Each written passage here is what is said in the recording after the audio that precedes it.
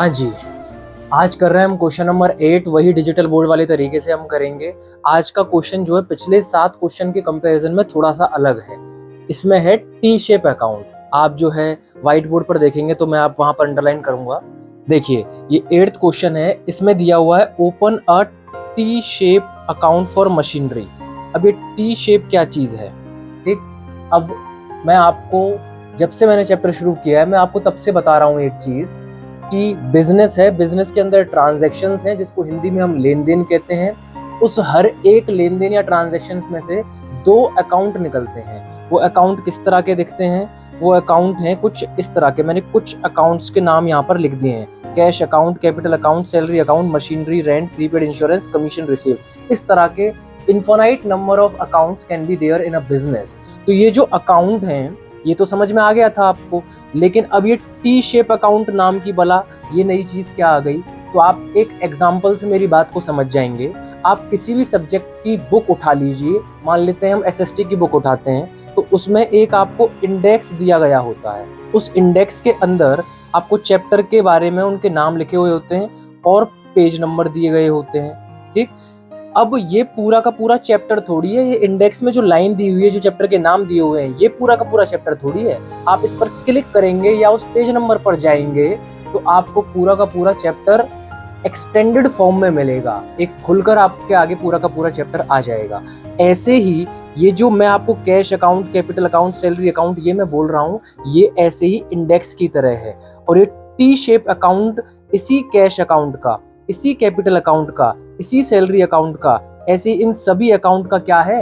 Extension है, extended form है, यानी खुलकर सामने आना उस अकाउंट का। मैं बोलूं कैश अकाउंट, तो उस कैश अकाउंट के अंदर कुछ चीजें होंगी ना, कुछ डीलिंग्स होंगी ना।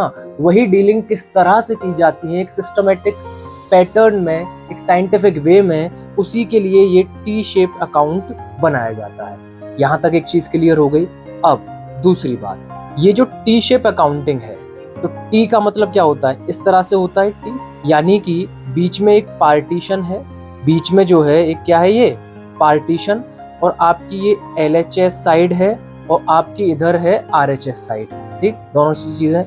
अब LHS साइड को अकाउंटिंग की लैंग्वेज में बोलते हैं डेबिट साइड, और RHS साइड को बोलते हैं, यानी राइट हैंड साइड को, क्रेडिट साइड।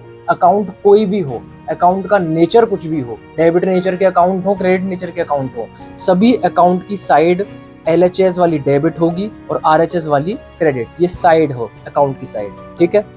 तो टी शेप अकाउंट होता है कुछ इस तरह का, जिसमें 2 पार्टीशन है, एक ये डेबिट साइड और एक right hand side RHS side. अब ये दिखता कैसा है?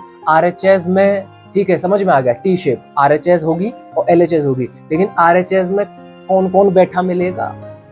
सॉरी, इधर साइड LHS है। LHS में कौन कौन बैठा हुआ मिलेगा? RHS में कौन कौन बैठा हुआ मिलेगा? तो उसको अब देखते हैं। तो मैं पर्दा हटाता हूँ। अब ये मैंने कैश अकाउंट को, ये जैसे इसको मान लीजिए आप, ये कैश अकाउंट का इंडेक्स है। इस पर क्लिक करते ही ये आपका खुल गया एक्सटेंडेड फॉर्म में टी शेप अकाउंट। ये टी शेप कैसे है?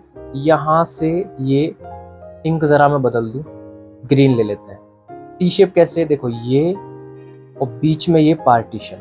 तो आपकी ये साइड हो गई और आपकी ये साइड हो गई, ठीक। तो ये टी शेप अकाउंट हो गया।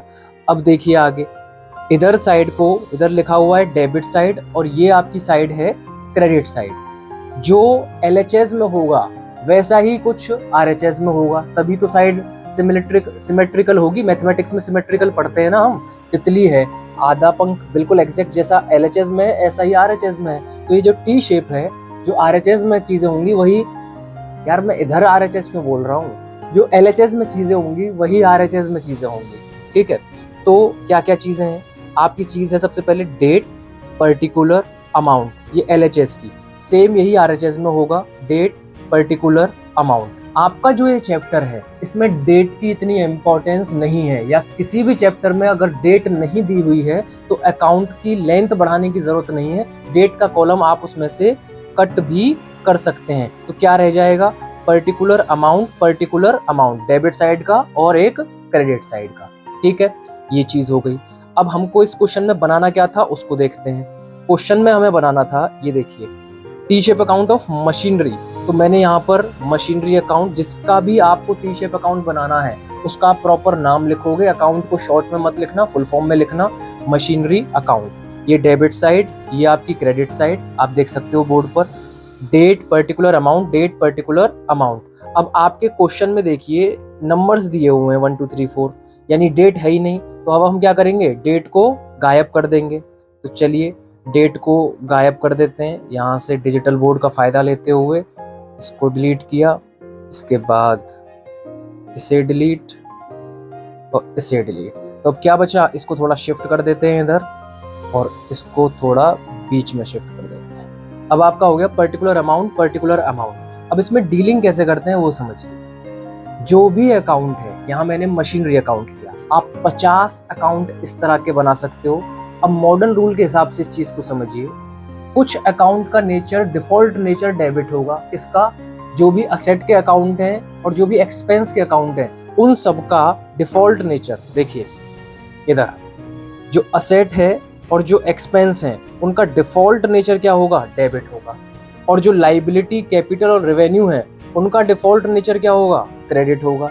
तो हम यहाँ पर जब मशीनरी अकाउंट लिया, इसका जो डिफॉल्ट नेचर है वो क्या है, डेबिट है। यानी जब ये इंक्रीज होगा तो डेबिट होगा और जब ये डिक्रीज होगा तो क्रेडिट होगा। तो कुल मिलाकर डेबिट साइड कौन सी है, यहाँ पर डेबिट साइड ये वाली है, LHS वाली है। यानी मशीनरी बिजनेस में जब भी बढ़ेगी, बढ़ेगी का मतलब मशीनरी की उम्र नहीं, मशीनरी की हाइट वेट नहीं, मशीनरी की संख्या। पहले एक मशीन थी बिजनेस में, अब 4 मशीन हो गई, तो वो जो 3 मशीन और जो ऐड हुई हैं वो कहाँ पर लिखोगे आप, वो आप लिखोगे यहाँ RHS साइड में उसकी ऐड। क्योंकि बढ़ने को, क्योंकि जब मशीनरी जो असेट है वो जब बढ़ेगी, उसका नेचर है डेबिट, जब वो बढ़ेगी तो होगी डेबिट, और डेबिट साइड आपकी LHS में आती है, यानी यहाँ पे आप उसको लिखोगे। जब ये मशीनरी कम होगी, यानी आप बेच दोगे या डेप्रिसिएशन लग गया या वो खराब हो गई, जंग लग गई, फेंक दी, कुछ भी हो गया, तो यानी कि आपके बिजनेस में से मशीन की जो संख्या है वो कम हो रही है, कम हो रही है। तो आप ये रूल अप्लाई कीजिए, डिक्रीज इन असेट क्या होता है, डिक्रीज इन असेट क्या होता है, क्रेडिट होता है। और इधर क्रेडिट साइड कौन सी है आपकी, क्रेडिट साइड आपकी ये है। तो जब मशीनरी जाएगी तो कुल मिलाकर यहाँ पर आएगी और यहाँ पर जाएगी, कौन सा, डेबिट वाला। ठीक, कोई अकाउंट है जिसका नेचर क्रेडिट है तो वो बढ़ने वाला इधर आएगा और घटने वाला इधर आएगा, किसका, जिसका नेचर क्या होगा, क्रेडिट होगा। मान लो कैपिटल अकाउंट है, उसका नेचर क्या होता है, देखो इधर ये कैपिटल अकाउंट है। ठीक, ये कैपिटल अकाउंट मैं बनाऊं ऐसा ही, यहाँ पर मान लो इसको मैंने कट कर दिया और मैं यहाँ लिख दूं कैपिटल अकाउंट।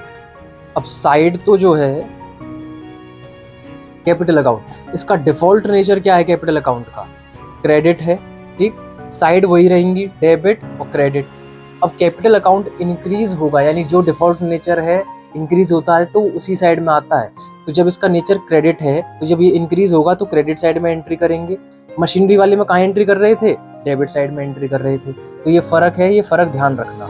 अब आते हैं एंट्रीज पर, अब क्वेश्चन सॉल्व करते हैं। चलिए, पहली ट्रांजैक्शन है मशीनरी परचेज्ड 40,000, यानी मशीनरी की कीमत बढ़ी तो आप 40,000 यहाँ पर लिख दोगे। पहले मैं अमाउंट लिख रहा हूँ, क्या आएगा वो आपको और समझाऊंगा। फिर सेकंड ट्रांजैक्शन है मशीनरी सोल्ड, कितने की, 10,000 की। तो जब सेल किए तो मशीनरी कम हो गई तो ये 10,000 कहाँ आएगा, यहाँ पर आएगा। फिर है थर्ड ट्रांजैक्शन मशीनरी परचेज्ड 8,000, यानी मशीनरी इंक्रीज हुई तो कहाँ आएगा, यहाँ पर आएगा।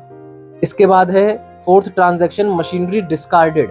डिस्कार्डेड का मतलब है कि हटा दिया, यानी मशीनरी कुल मिलाकर कम हो गई, कम हो गई तो अमाउंट कहाँ आएगा, क्रेडिट साइड आएगा। कितना, 14,000 ये।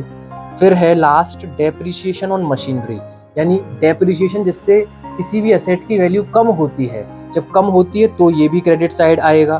तो कितना है ये, 1,000, तो इसको भी आप यहाँ लिख दोगे। अब इनका टोटलिंग, अकाउंट की टोटलिंग किस तरह करते हैं, इस तरह आपने किया, अकाउंट जब क्लोज हो रहा है तो नीचे डबल लाइनिंग आएगी। ठीक, दोनों साइड का टोटल कर दो, जिस साइड का टोटल ज्यादा हो वो दोनों तरफ आएगा। डेबिट साइड का टोटल आ रहा है 48,000 और क्रेडिट साइड का टोटल आ रहा है 25,000, तो 48,000 दोनों तरफ आप लिख दोगे, 48 और इधर भी 48,000। ठीक है, जहां पर बैलेंस कम आ रहा था उस तरफ आप लिखोगे।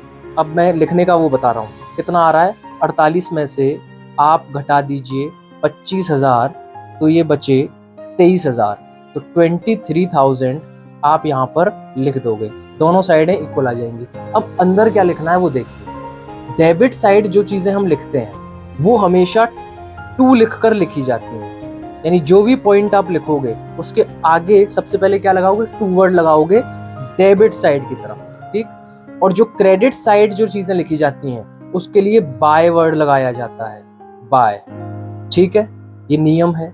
अच्छा, डेबिट को इम्पैक्ट कौन करेगा, दूसरी पार्टी क्या है, पति को इन्फ्लुएंस कौन करेगी, पत्नी करेगी। अगर पति पत्नी ही है तो दो ही जने हैं, दो ही सदस्य हैं, तो पति को इन्फ्लुएंस कौन करेगी, पत्नी, और पत्नी को इन्फ्लुएंस कौन करेगा, पति करेगा। क्लास में स्टूडेंट है और टीचर है, तो स्टूडेंट को इन्फ्लुएंस कौन करेगा, टीचर, और टीचर को इन्फ्लुएंस कौन करेंगे, स्टूडेंट, दो, ठीक। तो यहाँ पर जितनी चीजें लिखी जाती हैं वो क्रेडिट वाली लिखी जाती हैं, डेबिट साइड। क्यों? क्योंकि मशीनरी डेबिट नेचर की है और डेबिट हो रही है, लेकिन उसको डेबिट करने का जो कारण है, डेबिट के पीछे जो रीजन है वो हमेशा क्रेडिट का होगा। क्योंकि कोई एक चीज बढ़ेगी तो उसका दूसरा जो विरोधी तत्व होगा वही उसको बढ़ाएगा। पॉजिटिव एक दूसरे से दूर भागेंगे, रिलेशन नहीं बनेगा, एक पॉजिटिव और एक नेगेटिव, तब जाके एक बॉन्डिंग बनती है। तो ये जो अकाउंटिंग की बॉन्डिंग है वो डेबिट और क्रेडिट से बनती है। यानी अगर ये मशीन अकाउंट यहाँ पर एंट्री होकर मैंने इसको डेबिट किया, इसको डेबिट किया, तो इसका मतलब इसको डेबिट करने वाला जो यहाँ पर लिखा जाएगा वो क्रेडिट वाला लिखा जाएगा। ऐसे इधर आ जाओ, जो मैंने मशीनरी को क्रेडिट किया यानी कम किया, उसको कम करने का, क्रेडिट करने का काम किसी डेबिट वाले ने किया होगा। तो यहाँ पर जो मैंने क्रेडिट किया है ये तो बैलेंस है, ये तीन चीजें जो मैंने क्रेडिट की हैं, इसको क्रेडिट करने का काम किसने किया होगा, किसी डेबिट वाले ने किया होगा। अब देखिए कौन कौन आएगा इसमें, क्या क्या नाम आएंगे। मशीनरी परचेज, आपके पास मशीनरी आई 40,000 रुपए, आपने बहुत आराम से लिख दिए, ये 40,000, लेकिन मशीनरी आई तो कुछ गया भी तो होगा। क्रेडिट व्हाट गोज आउट, या मॉडर्न का रूल लगा लीजिए आप कि जब असेट कम होते हैं तो हम क्या करते हैं, क्रेडिट करते हैं। तो एक असेट मशीनरी आई तो आपने चलो डेबिट कर दिया, पर एक दूसरा असेट कैश नाम का वो आपके बिजनेस में से चला गया तो उसको आप क्रेडिट करोगे कि नहीं करोगे। तो आप यहाँ पर लिखोगे टू कैश अकाउंट, कि मशीनरी डेबिट हुई पर किसकी कुर्बानी देकर, किसको क्रेडिट करके, कैश को क्रेडिट करके, ठीक। आई होप आपको ये चीज समझ में आ गई होगी। फिर है मशीनरी सोल्ड, मशीनरी सोल्ड 10,000, यानी इधर मशीनरी जो है वो गई तो कुछ आया होगा, क्या आया, पैसा आया होगा। तो पैसा जब आया होगा तो डेबिट व्हाट कम्स इन, या मॉडर्न रूल के हिसाब से ले लो, इंक्रीज इन असेट, डेबिट। अब एक असेट आया कैश और एक असेट गया मशीनरी, मशीनरी गई तो उसको आपने क्रेडिट साइड लिख दिया 10,000, लेकिन जो कैश आया है उसको भी तो आप लिखोगे, तो यहाँ आप लिखोगे बाय कैश अकाउंट, कि मशीनरी गई पर बदले में क्या देकर गई, कैश देकर गई, ये जो कैश लिखा हुआ है। फिर मशीनरी परचेज दोबारा से, तो सेम एंट्री ऊपर वाली टू लिखा हुआ है, टू कैश अकाउंट 8,000। फिर है मशीनरी डिस्कार्डेड और डेप्रिसिएशन ऑन मशीनरी, तो आप यही नाम लिख दोगे जो नाम लिखा हुआ है, बाय मशीनरी डिस्कार्डेड अकाउंट 14,000, और डेप्रिसिएशन ऑन मशीनरी है तो बाय डेप्रिसिएशन अकाउंट, ठीक। एक बार दोबारा समझ लीजिए, आपको टी शेप अकाउंट बनानी है। टी शेप अकाउंट जो है किसी भी अकाउंट का बन सकता है, कैश अकाउंट, कैपिटल अकाउंट, यानी जो 5 नेचर मैंने आपको बताए, ये 5 नेचर दुनिया के सारे अकाउंट इनके अंदर ही आते हैं। इन दोनों का नेचर होता है डेबिट और इन तीनों का नेचर होता है क्रेडिट, यानी अकाउंट डेबिट नेचर वालों के भी बन सकते हैं और अकाउंट क्रेडिट नेचर वालों के भी बन सकते हैं। किसी का भी अकाउंट बने, साइड फिक्स रहेंगी, लेफ्ट हैंड साइड को डेबिट साइड बोलेंगे और राइट हैंड साइड को क्रेडिट साइड बोलेंगे। जो डेबिट साइड वाले होंगे वो अगर बढ़ेंगे तो डेबिट साइड में लिखेंगे, वो अगर कम होंगे तो क्रेडिट साइड में लिखेंगे। और जिनका नेचर क्रेडिट साइड का है वो अगर बढ़ेंगे तो क्रेडिट साइड लिखेंगे और वो कम होंगे तो डेबिट साइड लिखेंगे। उल्टा रिएक्शन, जो डेबिट किया जाएगा उसको करने का कारण क्रेडिट होगा और जो क्रेडिट किया जाएगा उसको करने का कारण डेबिट होगा। करते करते समझ जाओगे, अभी तो कंफ्यूजन ही रहेगा क्या बोल रहे हैं क्या नहीं, ठीक है। धीरे धीरे चीज़ें समझ में आ जाएंगी। तो ये हो गया हमारा 8th क्वेश्चन, इसमें हमने अच्छा हाँ, ये 23,000 रह गया। इसके लिए आप लिखोगे by balance CD, by balance carried down. यानी कि बैलेंस कैसे करते हैं, अगर एक तरफ किसी तराजू पे आप चीज़ें रखो, इधर 50 किलो और इधर 48 किलो, तो 2 किलो आप 48 वाले की जगह रखते हो ना, तभी तो दोनों 50-50 किलो होगा। तो इधर 48,000 और इधर हो रहा था आपका इन तीनों का टोटल 25,000। तो कितने की कमी आ रही थी, 23,000 की। तो 23,000 कहाँ लिखूंगा, इस 25 के साथ ही तो लिखूंगा 23। तो इन 25 के साथ मैंने यहाँ लिख दिया 23। तो यहाँ का भी टोटल 48 और यहाँ का टोटल भी 48। यानी जो एक और चीज इसमें समझ चाहिए कि जो डेबिट नेचर वाले अकाउंट होंगे उनका बैलेंस हमेशा कहाँ आएगा, क्रेडिट साइड आएगा। साइड कौन सी है, क्रेडिट। तो बैलेंस कहाँ आएगा, क्रेडिट साइड। ठीक है, चलिए अब कोई अकाउंट आगे क्रेडिट साइड, क्रेडिट नेचर का भी होगा तो उसमें और बेटर आपको समझ में चीजें आ जाएगी।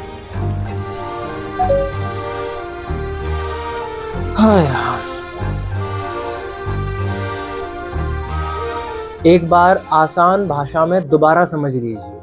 5 चीजें हैं, जैसे पृथ्वी, जल, अग्नि, वायु, आकाश। ऐसे ही 2 चीजें असेट और एक्सपेंस, इन दोनों का नेचर एक है डेबिट, और 3 चीजें हैं लाइबिलिटी, कैपिटल, रेवेन्यू, इन तीनों का नेचर इसके अपोजिट है। अकाउंट में डेबिट के अपोजिट केवल एक चीज है क्रेडिट, और क्रेडिट के अपोजिट एक चीज है डेबिट। तो जब इन दोनों का डेबिट है असेट और एक्सपेंस का, तो इन तीनों का क्रेडिट होगा।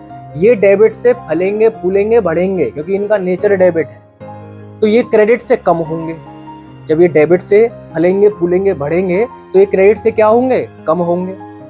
इन तीनों का नेचर क्रेडिट है, तो ये क्रेडिट से फलेंगे, फूलेंगे, बढ़ेंगे, और डेबिट से ये क्या हो जाएंगे, तीनों मुरझा जाएंगे यानी कम हो जाएंगे। इन दोनों को डेबिट करने वाली चीज हमेशा क्रेडिट वाली होगी। यानी कि इन दोनों को डेबिट करने के पीछे जो कारण होगा वो कौन सा कारण होगा, क्रेडिट वाला कारण होगा। ठीक है, और इन तीनों को क्रेडिट करने का कारण जो होगा वो हमेशा डेबिट वाला होगा। इतनी सी बात आप समझिए। ठीक है।